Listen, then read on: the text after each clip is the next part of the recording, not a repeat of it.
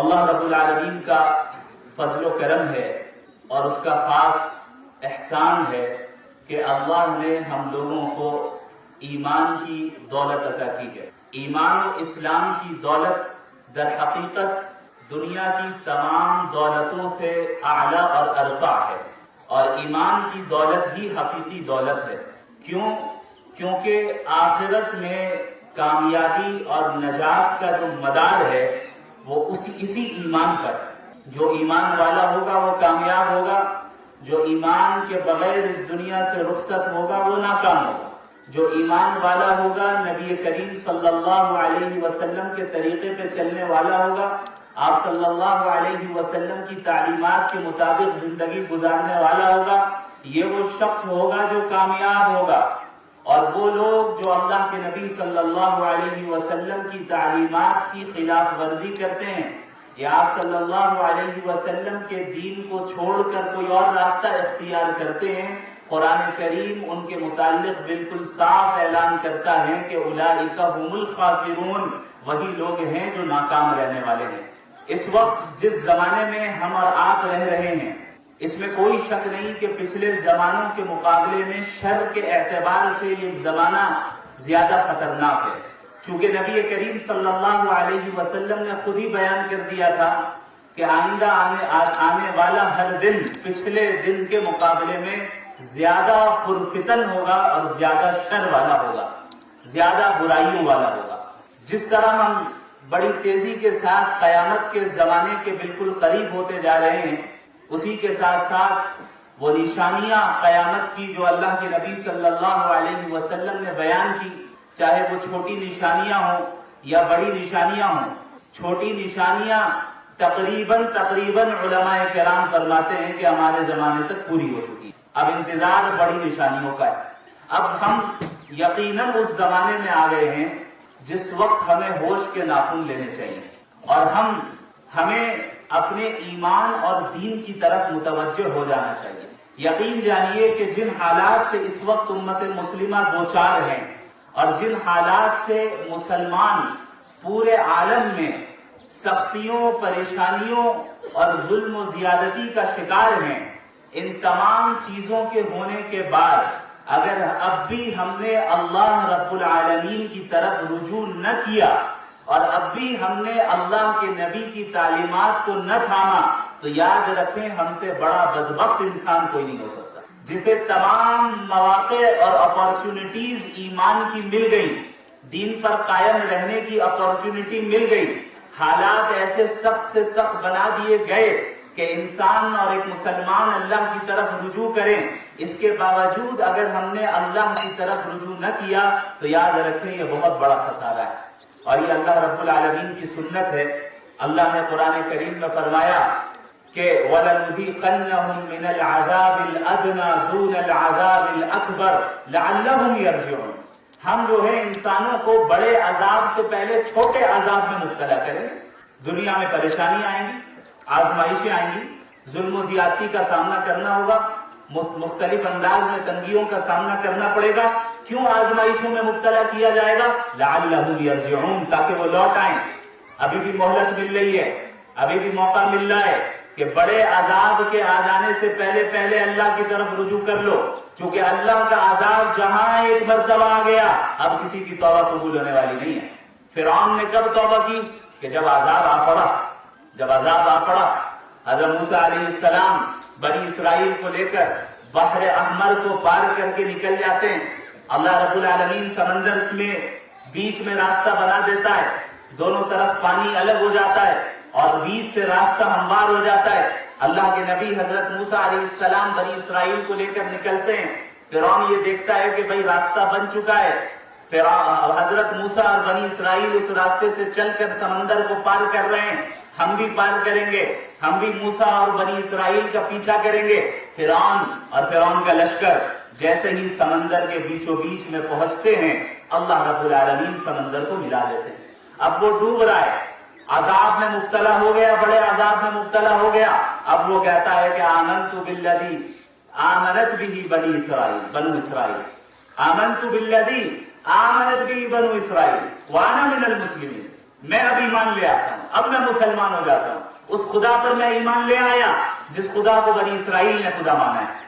اللہ نے کیا فرمایا؟ آلآن، اب ایمان لا رہے ہو، اب ایمان لا رہے ہو جبکہ وقت نکل گیا، جب تم بڑے عذاب میں مبتلا ہو گئے اور تم نے جو ہے وقد عصیت قبل وکنت من المفسدین، اس سے پہلے تم نے نافرمانیاں کی اور زمین میں فساد پھیلایا، اب اللہ کے ہاں توبہ قبول نہیں ہوگی۔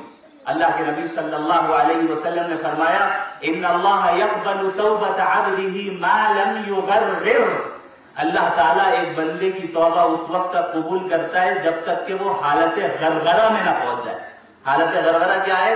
کہ جب انسان کی روح جسم سے نکل رہی ہے اور ابھی بالکل حلق میں آ کر اٹک چکی ہے، اب وہ عالم دنیا اور عالم آخرت کے درمیان ہے، اب اسے فرشتے بھی نظر آنا شروع ہو گئے اور دنیا والے بھی نظر آ رہے ہیں، اب وہ ایک عالم سے دوسرے عالم میں شفٹ ہو رہا ہے، منتقل ہو رہا ہے، اسے ٹرانسفر کیا جا رہا ہے، ایک دنیا سے آخرت کی طرف منتقل ہو رہا ہے، عالم برزخ کی طرف منتقل ہو رہا ہے۔ اب جب اس حالت میں پہنچ جائے انسان تو اب بعض وہ چیزیں جو غیب کی ہوتی ہیں وہ نظر آنا شروع ہو جاتی ہیں۔ اللہ کے نبی نے فرمایا اب توبہ قبول نہیں ہوگی، اس سے پہلے جب بھی توبہ کر لے اللہ قبول کرے گا۔ اب آپ بتائیں کیا ہمارے پاس اس چیز کی کوئی گارنٹی ہے کہ ہماری موت 20 سال بعد ہوگی، 50 سال بعد ہوگی، یا جب ہم 60 سال کے ہو جائیں گے تبھی ہوگی، جب 80 سال کے ہو جائیں گے تبھی ہوگی؟ ہمیں معلوم نہیں ہے کہ ہماری موت کب آنے والی ہے، لہذا عقل مند وہ ہے کہ جو ہر وقت موت کے لیے تیار رہے، یعنی ایمان اور اسلام پر قائم رہے اور قائم رہے۔ یہ بہت ضروری چیز ہے۔ اللہ تعالیٰ بڑا رحمان ہے، وہ انسانوں کے گناہوں کو معاف فرماتا ہے۔ اللہ کے نبی صلی اللہ علیہ وسلم نے لیکن وہ ٹائم پیریڈ بیان کر دیا، وہ ٹائم فریم بیان کر دیا کہ اس ٹائم کے اندر آپ کو توبہ کرنا ہے۔ حالت غرغرہ میں پہنچ گئے، اب روح نکل رہی ہے، حلق میں روح اٹک چکی ہے، اب عالم برزخ کی چیزیں نظر آ گئی، اب نہیں توبہ قبول ہوگی، اس سے پہلے قبول ہوگی۔ یا پھر یہ کہ اللہ کا بڑا عذاب آ گیا، اب عذاب میں مبتلا ہو گئے، اس عذاب میں مبتلا ہونے کے بعد توبہ قبول نہیں ہوگی، اس سے پہلے توبہ قبول ہوگی۔ لہذا عقل مند انسان وہ ہے جو اپنی موت سے پہلے اور اللہ کے بڑے عذاب سے پہلے اللہ کی طرف رجوع کر لیں۔ یاد رکھیں اس وقت جو صورتحال پوری دنیا میں قائم ہے، فلسطین کے حالات ہم سن رہے ہیں، پڑھ رہے ہیں، کیا ہو رہا ہے ہم دیکھ رہے ہیں، ہندوستان کے مسلمانوں کے ساتھ کیا معاملات ہو رہے ہیں ہم دیکھ رہے ہیں، پوری دنیا میں مسلمانوں کو کس طرح ان کا جو ہے قتل عام کیا جا رہا ہے۔ آج مسلمان کا خون جو ہے پانی کی قیمت سے زیادہ سستا ہو چکا ہے۔ یہ صورتحال قائم ہے، کیوں قائم ہے؟ یہ آزمائش کیوں ہے؟ اسی لیے ہے تاکہ ہم اللہ کی طرف رجوع کر جائیں۔ ہمارے اندر کمی ہے، اللہ رب العالمین نے فرمایا تھا وَأَنْتُمُ الْأَعْلَوْنَ إِن كُنتُم مُؤْمِنِينَ، اگر تم سچے پکے مومن بن جاؤ گے تم ہی سربلند رہو گے، لیکن آج ہم سربلند نہیں ہیں، اس کا مطلب یہ ہے کہ ہم کامل مومن نہیں ہیں۔ کہاں کمی ہے، کہاں ہم پیچھے جو ہے ہٹ رہے ہیں، کہاں ہم نقصان میں، ہم سے کہاں غلطی ہو رہی ہے، ہم کیا خطا کر رہے ہیں، آج اس پر غور کرنے کی ضرورت ہے، اور ہمیں اس طریقے کو اختیار کرنے کی ضرورت ہے جو اللہ کے نبی صلی اللہ علیہ وسلم نے بیان کیا۔ جو میں نے آیت آپ کے سامنے تلاوت کی، یہ بہت اہم آیت ہے۔ من عمل صالحا من ذکر او انثى وهو مؤمن، جو انسان بھی چاہے مرد ہو یا عورت ہو، چاہے مرد ہو یا عورت ہو، نیک عمل کرے گا اس حال میں کہ وہ مومن ہو، اس کے دل میں ایمان ہو، اللہ رب العالمین نے فرمایا کہ اس کے دو فوائد ہیں۔ پہلا فائدہ فَلَنُحْيِيَنَّهُ حَيَاةً طَيِّبَةً، ہم اسے اسی زندگی میں اسی دنیا میں پاکیزہ زندگی عطا کریں گے۔ پہلا فائدہ کہ اللہ رب العالمین اطمینان والی زندگی، راحت والی زندگی، سکون والی زندگی اور برکت والی زندگی عطا کرے گا۔ کن لوگوں کو؟ ہر اس مرد کو، ہر اس عورت کو جو ایمان والی ہو، ایمان والا ہو اور نیک اعمال کرنے والا ہو۔ اب اس کا دوسرا فائدہ کیا ہے؟ وَلَنَجْزِيَنَّهُمْ أَجْرَهُمْ بِأَحْسَنِ مَا كَانُوا يَعْمَلُونَ، اب قیامت کے دن ہم انہیں ان کے اچھے اعمال کا بہترین بدلہ دیں گے، بہترین بدلہ دیں گے، اور وہ بدلہ کیا ہوگا؟ جنت کی شکل میں ہوگا۔ وہ جنت کیسی ہے؟ اللہ کے نبی صلی اللہ علیہ وسلم فرماتے ہیں مَا لَا عَيْنٌ رَأَتْ وَلَا أُذُنٌ سَمِعَتْ وَلَا خَطَرَ عَلَى قَلْبِ بَشَرٍ، وہ جنت ایسی جگہ ہے جسے کسی آنکھ نے دیکھا تک نہیں، جس کے بارے میں جس کی حقیقت کو کسی کان نے سنا تک نہیں، اور جو انسان کے تصور، وہم و گمان اور امیجینیشن کے باہر۔ آپ اندازہ لگائیں کہ ایک لگژریس لائف، ایک پرتعیش زندگی کیسی ہو سکتی ہے۔ ایک انسان جو سب سے زیادہ مالدار ہو، سب سے زیادہ نعمتیں دنیا کی اس کے پاس ہو، آپ اندازہ لگائیں جنت اس سے کئی گنا زیادہ آگے، ہمارے تصور کے باہر کی چیز ہے۔ ایسی جگہ ہے جس کے متعلق اللہ نے فرمایا لَهُم مَا يَشَاءُونَ فِيهَا وَلَدَيْنَا مَزِيدٌ، کہ قیامت آخرت میں جنت میں ہماری یہ بندیاں جو چاہیں گی ہم انہیں عطا کریں گے، وَلَدَيْنَا مَزِيدٌ، اور بعض ہمارے پاس ایسی نعمتیں بھی ہوں گی جو ان کے امیجینیشن سے باہر ہے۔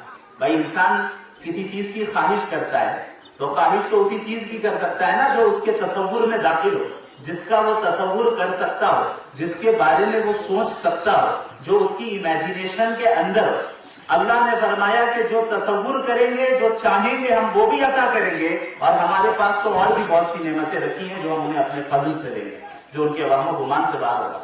وَلَكُمْ فِيهَا مَا تَشْتَهِيهِ الْأَنفُسُ وَتَلَذُّ الْأَعْيُنُ، جنت میں تمہیں ہر وہ چیز ملے گی جو تمہارا نفس جس کی خواہش کرے گا، تمہارا نفس جس کی خواہش کرے گا، اور ہر وہ چیز ہوگی جو انسانوں کی آنکھوں کو ٹھنڈک پہنچائے۔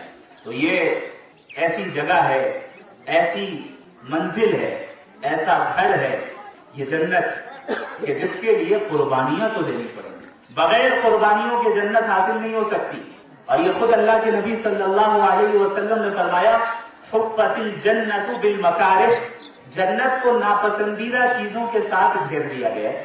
اب انسان کو بعض ناپسندیدہ چیزیں کرنی پڑتی ہیں، ایسی چیزوں کو کرنا پڑتا ہے جو ان کے نفس پر بار ہیں، بوجھ ہیں، لیکن چونکہ دین کا حکم ہے اس لیے کر رہے ہیں۔ مثال کے طور پہ فجر کی نماز پڑھنا ہے یا نماز پڑھنا ہے، ہو سکتا ہے کہ انسان کا جی نہ چاہ رہا ہو، اتنی رغبت نہ ہو، پریشانی ہو رہی ہو۔ اب آپ سرد علاقوں میں رہتے ہیں، اب برف باری ہوتی ہے، اب برف باری ہو رہی ہے، سردی اپنے عروج پر ہے، اور ایسے موقع پہ فجر میں آپ کو ٹھنڈے ٹھنڈے پانی سے وضو کرنا ہے، تو بھئی یہ ایسی چیز ہے جسے نفس پسند نہیں کرتا، یہ ایسی چیز ہے جو نفس پر بار ہو، بوجھ ہو، لیکن آپ پھر بھی فجر میں اٹھتے ہیں، نمازوں کی تیاری کرتے ہیں، چاہے جتنی برف باری ہو رہی ہوتی ہے، ٹھنڈا پانی ہی کیوں نہ صحیح، اسی سے وضو کرتے ہیں اور پھر نماز ادا کرتے ہیں۔ یہ کیا ہے؟ اللہ کی اطاعت کرنا اور اپنے نفس کی مخالفت کرنا۔ ان قربانیوں کو دے کر پھر جا کر انسان کو وہ جنت حاصل ہوگی جس کو کسی آنکھوں نے اب تک دیکھا نہیں۔ اس طرح اللہ نے اسے چھپا کر رکھا ہے اپنے مومنین کے لیے، اپنی مومنات کے لیے، مومن بندوں اور بندیوں کے لیے۔ لہذا اللہ رب العالمین نے یہ وعدہ کیا ہے کہ ہر بندے اور ہر بندی کو جو ایمان والی ہو اور نیک اعمال کرنے والی ہو، اللہ اسے یہ جنت دے گا۔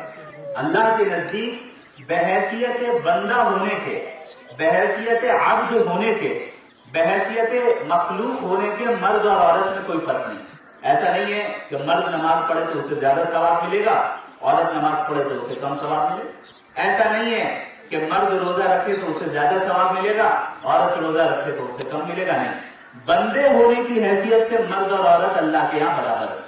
اسی لیے بعض جگہوں پر اللہ نے بڑی تاکید کے ساتھ مردوں کا الگ سے ذکر کیا اور بندیوں کا، لڑکیوں کا، عورتوں کا الگ سے ذکر کیا، جیسا کہ ابھی قاری صاحب نے تلاوت بھی کی، ان المسلمین والمسلمات والمؤمنین والمؤمنات والقانتین والقانتات والصادقین والصادقات، یقیناً مسلمان مرد، مسلمان عورتیں، مومن مرد، مومن عورتیں، اور صدقہ کرنے والے مرد، صدقہ کرنے والی عورتیں، روزہ رکھنے والے مرد، روزہ رکھنے والی عورتیں، بار بار الگ الگ بیان کیا جا رہا ہے۔